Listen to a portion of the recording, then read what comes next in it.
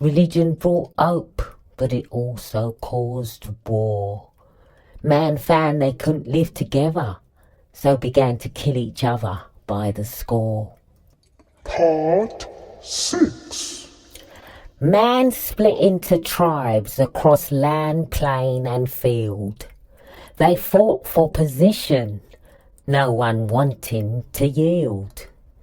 There were Saxons versus Vikings, as well as the Celts, great warriors of distinction, adorned with fur pelts. The jostling for power was a tiresome irk. See, if man used their brains sensibly, the togetherness thing would have worked. But no, greed, man's first deadly sin, had started to take hold. Yes, the rot had set in.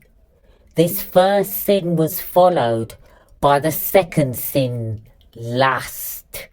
Some said it was the deadliest of all, and so it began, and man's principles hit the dust. They, the strong, raped and they pillaged, running off with their loot. The weak couldn't cope and so gave up and followed suit. The weak became victims as the strong gained the upper hand. They fought bitterly to protect their lives, women, children, and land. The weak became pious, looking more up to God. The strong used their piousness against them, like an invisible iron rod. The weak felt that their godliness would help them prevail. The strong, now completely drunk with power, felt that they could not fail. Part 7.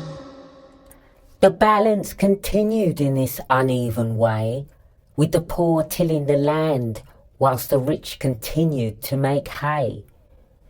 The strong needed resources in order for them to continue to rule, so they made the poor pay taxes, a most crippling tool.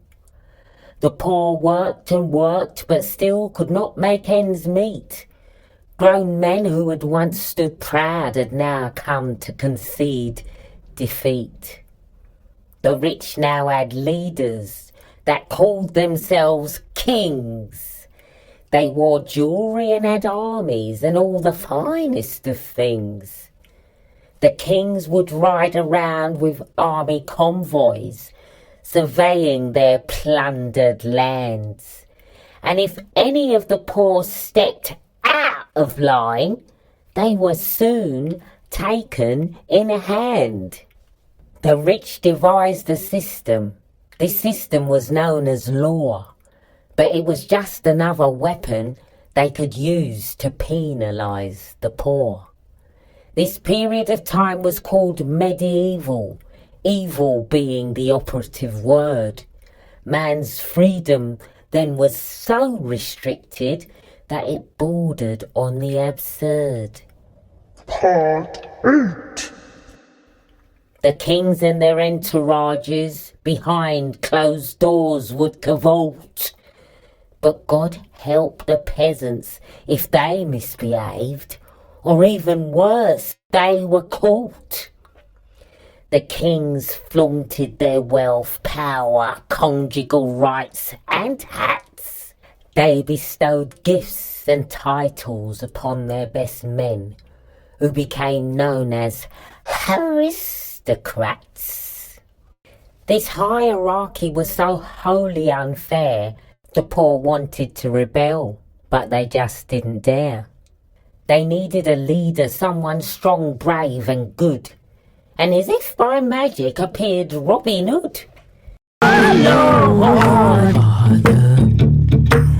our Lord,